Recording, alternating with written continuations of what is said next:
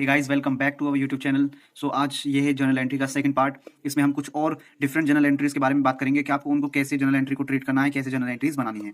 ये परचेज का एक आइटम पिछली बार रह गया था जो मैं आपको बताना चाहता था, उसको ये डिस्कस करेंगे। और थोड़ी जो नई एंट्रीज हैं जो आपको कंफ्यूज कर सकती हैं, उनके लिए भी हमने डिस्कशन करा है इस वीडियो में। सो शुरू करते हैं। पहली है परचेज ऑफ मशीनरी ₹50,000 सॉरी। सो उसमें एक नया टॉपिक आ जाता है मशीनरी।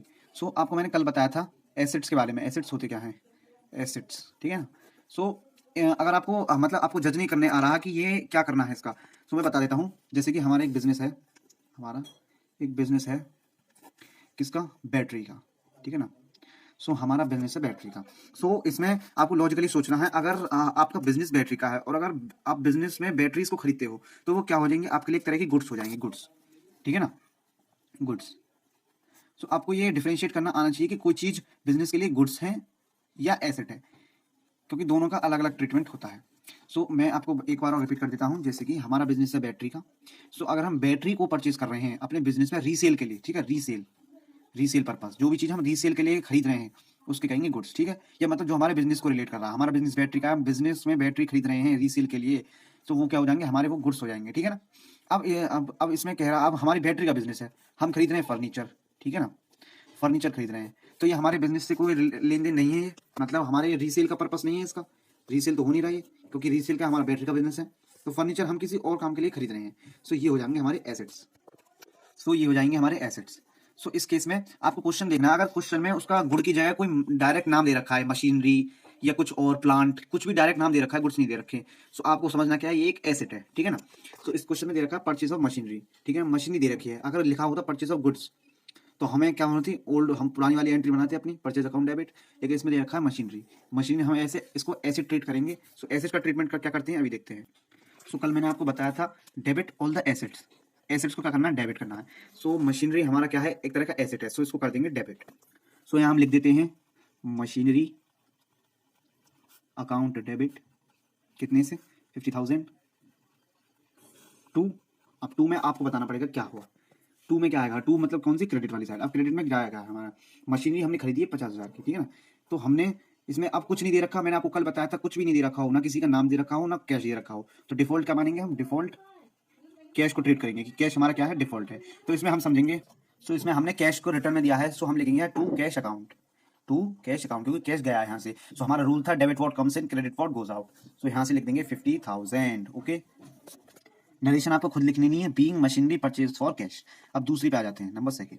नंबर सेकंड क्या कहता है? Sale of ₹10, sale of goods, sorry, sale of goods of ₹10,000 for cash, ठीक है ना। सो कैश के लिए सेल करा है हमने। क्यों? अब आप लॉजिकली सोचो, जब हम किसी आइटम को बेचते हैं हमें कैश मिला, सो कैश आया हमारे पास, कैश आया है। सो वही पहले वाला रूल लगाना है, debit what comes in. Cash आया है, सो कैश को क्या कर देंगे? डेबिट कर देंगे। तो यहाँ लिख देंगे हम कैश अकाउंट डेबिट, ठीक है ना, कितने से? 10,000, सॉरी 10,000 टू। क्रेडिट में क्या लिखेंगे?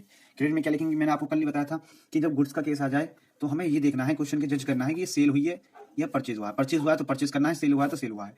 तो क्या करेंगे इसको? To sales account, sales account, being goods purchase for cash, being goods sold for cash, ऐसा आपको लिख देना है 10,000। लेते हैं सेल ऑफ गुड्स और टू राम फॉर ₹2,000। तो इसमें ज्यादा बताना है नहीं। पहला रूल क्या है? फोर्थ रूल क्या है? Debit the receiver. रिसीवर कौन है? राम। तो इसमें सीधा हमको राम को डेबिट कर देना है। राम डेबिट कितने से? 2,000। और हमें सेल्स करी है, सो टू सेल्स अकाउंट 2,000, ठीक है ना। इसमें भी आपको नरेशन लिख देनी है। Number 4, rent paid ₹200। So rent क्या है? हमारा एक्सपेंस है। हमने आपको रूल में लिखवाया था debit all the expenses. So rent हमारा एक्सपेंस है, तो हमेशा याद रखना जो भी हमारा एक्सपेंस होता है ना, उसका हमें नाम लिखना होता है, नेम। सो रेंट क्या हमारा एक्सपेंस है, इसमें लिख देंगे रेंट अकाउंट डेबिट टू। हमने पे करा है, मतलब हमने कैश दिया है, ये तो लॉजिकल है। सो टू कैश अकाउंट, क्योंकि कैश गया है, क्रेडिट व्हाट गोज आउट, ठीक है ना। सो आप ये नहीं सोचना कि एक एंट्री में एक ही रूल काम आता है, नहीं। एक एंट्री में 2 से 3 रूल आसानी से आराम से काम आते हैं। अगर आपको चारों रूल्स याद हैं तो आप बहुत ही इजीली जर्नल एंट्रीज बना सकते हो। एक रूल एक बार में नहीं काम आएगा, एक बार में 2 या 3 रूल काम आ सकते हैं एक ही एंट्री में। सो इसको लास्ट और देख लेते हैं, कमीशन रिसीव्ड। सो कमीशन एक तरह से रिसीव हुई है, तो रिसीव क्या हुआ? हमारी इनकम हुई है। इनकम हुई है, मैंने आपको कल ही बताया था debit all the expenses, credit all the income. So income जो हुई है उसको हमें क्रेडिट कर देना है, क्रेडिट। ओके, चलो कर देंगे क्रेडिट। सो यहाँ डेबिट क्या होगा? डेबिट होना है ये आइटम, कमीशन रिसीव ₹1,000। 1,000 रिसीव मतलब क्या रिसीव हुआ है? कैश रिसीव हुआ है। सो हमारा पहला रूल क्या था? डेबिट व्हाट कम्स इन, क्या आया? Cash account. सो यहाँ लिखेंगे cash account debit fifth to commission, commission 1000 and 1000। So ये थे कुछ जनरल एंट्रीज जो आपको थोड़ा सा कंफ्यूज करने हो सकते थे। सो मैंने आपको इनको उसमें डिस्कस कर दिया है, और जो कुछ अलग आपको एंट्रीज लगती हों जो आपको नहीं समझ में आ रही तो आप कमेंट कर सकते हो, मैं आपको बताने की कोशिश करूंगा। सो वीडियो अगर अच्छी लगी हो तो उसको लाइक कर देना। Bye bye.